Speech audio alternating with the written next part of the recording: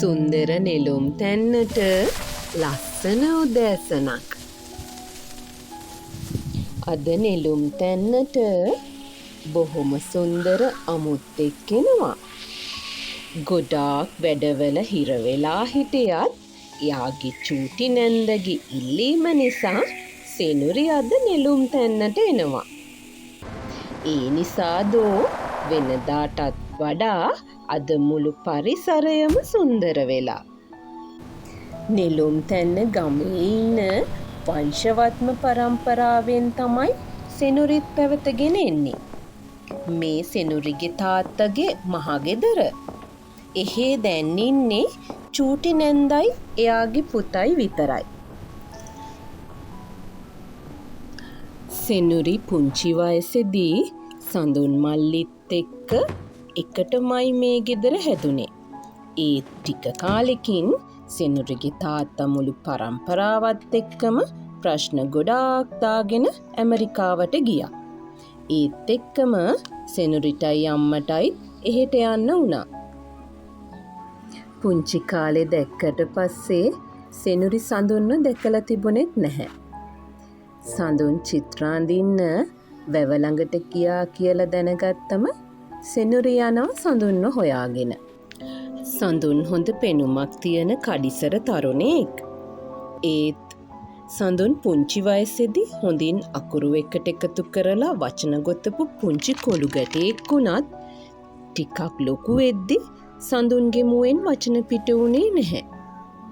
උපතින්ම කතා කරන්න බැරි ආබාධිත තත්වයක් සඳුන්ට තිබුණේ නැති වුණත් දන්නේම නැතිව ටික කලක් යනකොට සඳුන්ගේ මුව ගොළු වෙලා. නෙළුම් බණ්ඩාර පරම්පරාවට ඉන්න එකම කොළු ගැටයා සඳුන් නිසා සනීප කරගන්න නොකළ දෙයක් නැහැ. නමුත් අන්තිමට මේක සඳුන්ගේ උරුමෙ වෙන්නේ නැති කියලා සඳුන්ගේ අම්මා හිත හදාගත්තා. සඳුන් චිත්‍රවලට බොහෝම දක්ෂයි. ඒත් එයා හැම වෙලේම උත්සාහ කරන්නේ සමාජයෙන් මුළු ගැන්නිලා හැංගිලා ජීවත් වෙන්න. තමන් කොයිතරම් දක්ෂ වුණත් තමන්ගේ තියෙන ශාරීරික අඩුපාඩුකම සඳුන්ගේ හිතට ලොකු පීඩාවක් වුණා. සඳුන් මේ තත්වෙන් ගොඩගන්න උදව් කරන්න පුළුවන් එකම කෙනා සෙනුරි කියලා තේරුම් ගත්තු සෙනුරිගේ නැන්දගේ ඉල්ලීම නිසා සඳුන්ව කොළඹට ගෙනියන්නයි සෙනුරි මේ කලබලයට ගමට ආවේ. සෙනුරි යාළගේ පුවත්පත් සමාගමේ ප්‍රධාන චිත්‍ර ශිල්පියා විදියට සඳුන්ව පත් කරනවා. සඳුන්ට ලොකු සතුටක් දැනෙනවා. ඒත් එක්කම ඊටත් වඩා ලොකු සතුටක් නැන්දට ඇති වෙනවා.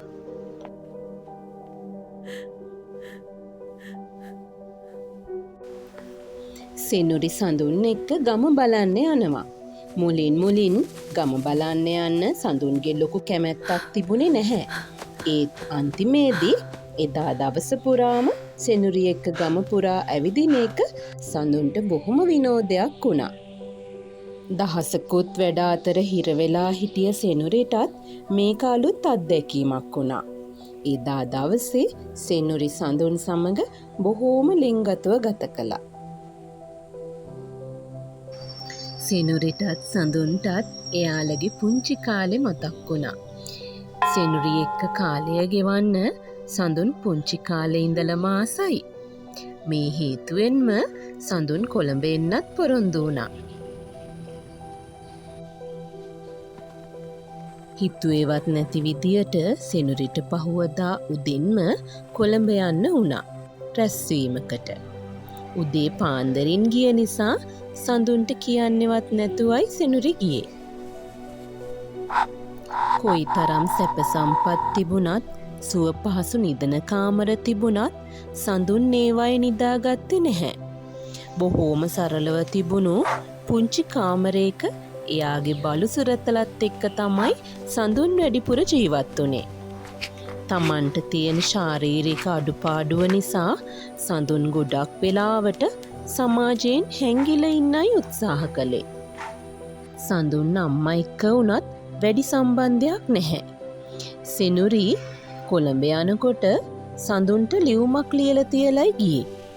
ඒ ලියුමේ කොළඹ එන්න ඕන විදිය, එන්න ඕන බෝඩිම, එන්න ඕන ඔෆිස් එක ඔක්කොම ලියලා තිබුණා. ඒක සඳුන්ට බොහොම පහසුවක් වුණා. සඳුන් එදාම කොළඹ යන්න පිටත් වුණා. සඳුන් දක්ෂයි. කතා කරන්න බැරි වුණාට සෙනුරි ලියලා දුන්නු ලියුම ඔස්සේ බෝඩිමත් හොයාගෙන සෙනුරිගේ ඔෆිස් එකත් හොයාගෙනයි සඳුන් අතර වුණේ. සෙනුරි බොහොම ආදරයෙන් සඳුන්ව තමන්ගේ කාර්යාලයට පිළිගත්තා. හොඳ තනතුරකුත් දුන්නා. හොඳ පිළිගැනීමකුත් දුන්නා. දැන් සඳුන් ගොඩක් සතුටින් හැමෝම එක්ක බොහොම සුහදව වැඩ කරනවා. මුලින් තිබුණු ලැජ්ජාශීලී බව, හැංගෙන බව දැන් සඳුන් තුළින් දකින්න නැහැ. සඳුන් වැඩිපුරම කැමති සෙනුරිත් එක්ක ඉන්න.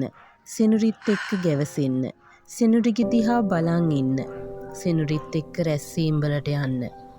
මෙහෙම යනකොට දන්නේම නැතුව සඳුන්ගේ හිතේ සෙනුරිව ඉන්නවා කියලා වෙලාවකට සෙනුරිටත් හිතුණා. සඳුන්ගේ හිත හිමින් සෙනුරි දිහාවට ගියාට ඒක කවදාවත් සිද්ධ වෙන දෙයක් නෙමෙයි.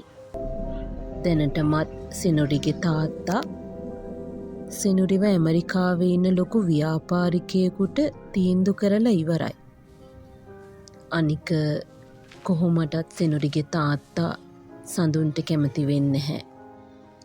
වයසිනුත් සෙනුරි සඳුන්ට වඩා වැඩිමත්. ඒත් එක්කම සඳුන්ගේ තිබුණු ශාරීරික දුබලතාවය කවදාවත් මේ විවාහයට ආශිර්වාදයක් වෙන්නේ නැහැ කියලා සෙනුරි දැනගෙන හිටියා. සෙනුරි කොහොමත් දෙමව්පියන්ගේ කීමට පිටින් යන්නේ නැහැ. දෙමව්පියන්ගේ හිත රිද්දන්න කැමති නැහැ. සඳුන්ට කොහොමත් තමන්ගේ හිතේ ඉපදුණු ආදරය සෙනුරිට කියා ගන්නත් බැහැ. සඳුන් මේ හැමදේම මැදහත් සිතින් නිවසා සිටියා. හැමදේම දරාගෙන සිටියා. සඳුන් තේරුම් ගත්තා කවදාවත් සෙනුරිත් එක්ක විවාහයකට දෙමාපිය ආශිර්වාදයක් ලැබෙන්නේ නැහැ කියලා. පවුල් අතර තිබුණු ආරවුලුත් ඒකට ලොකු හේතුවක් වෙයි කියලා. ආදරය කියන්නේ අයිති කර ගැනීමම නෙමෙයි කියන අදහසේ සඳුන් හිටියේ. අනෙකාගේ සතුට දිහා බලලා සතුටු වෙන එක තමයි ආදරය කියන්නේ කියලා සඳුන් බොහෝ වෙලාවට තමන්ටම කියාගත්තා. සඳුන්ගේ සියලුම බලාපොරොත්තු බිඳ දමමින් සෙනුරිගේ තාත්තා සෙනුරිගේ මංගල්‍යයට දින තීරණය කළා. ජයටම සෙනුරිගේ මංගල උත්සවය පැවැත්වුණා. සඳුන්ගේ හිතේ තියෙන දේ සෙනුරිට හොඳට තේරුණා. හොඳට දැනුණා. ඒත් කරන්න දෙයක් නැහැ. සෙනුරි බොහොම අසරණයි. දෙමව්පියන්ගේ කීමට පිටින් කවදාවත් සෙනුරි වැඩ කරන්නේ නැහැ. ඒත් එක්කම කොහෙත්ම සඳුන් එක්ක සම්බන්ධයකට දෙමාපිය ආශිර්වාදය ලැබෙන්නේ නැහැ කියන එක සෙනුරි දැනන් හිටියා.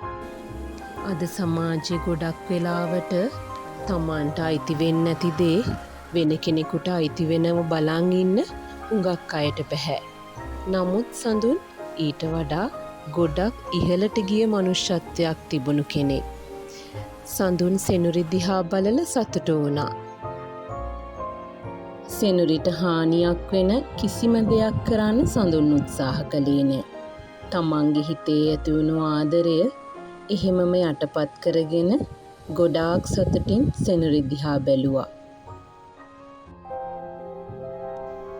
විවාහයත් එක්කම ඇමරිකාවට ගියපු සෙනුරි අවුරුදු 10කට පස්සේ තමන්ගෙම පුවත්පතේ දකිනවා සඳුන් හොඳම චිත්‍ර ශිල්පියාට හිමි ජාත්‍යන්තර සම්මානය දිනපු බව. ඒත් එක්කම සඳුන්ගේ චිත්‍ර ප්‍රදර්ශනයක් ඇමරිකාවේ පැවැත්වෙන බව.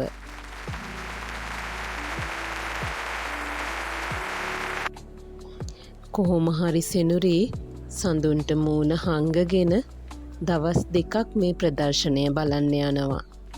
අන්තිමට තමන් ප්‍රදර්ශනය බලන්න ආපු බවට හඳුනා ගන්න සටහනක් තියලයි සිනුරි එන්නේ. ප්‍රදර්ශනයට තිබූ සිතුවම් අතරේ එක සිතුවමක් තිබුණා. ඒ රූපය මගේ නේද? සිනුරිට හිතුණා. ඒත් සඳුන් ඒ රූපේ මුහුණ ඇඳලා තිබුණේ නැහැ.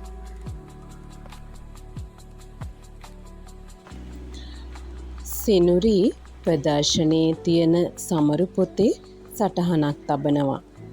මගේ ජීවිතයට වර්ණ දුන්නාට ස්තුතියි. සඳුන්නේ සටහන දකිනකොට සිනුරි ප්‍රදර්ශන ශාලාවෙන් පිට වෙලා ඉවරයි. සිනුරිගේ ඒ සටහනින් සඳුන් අඳුනගත්තා ඒ සටහන තිව්වේ සිනුරි කියලා. හැංගිලා තිබුණු ආදරය නැවතත් සඳුන්ගේ හිතට ආවා.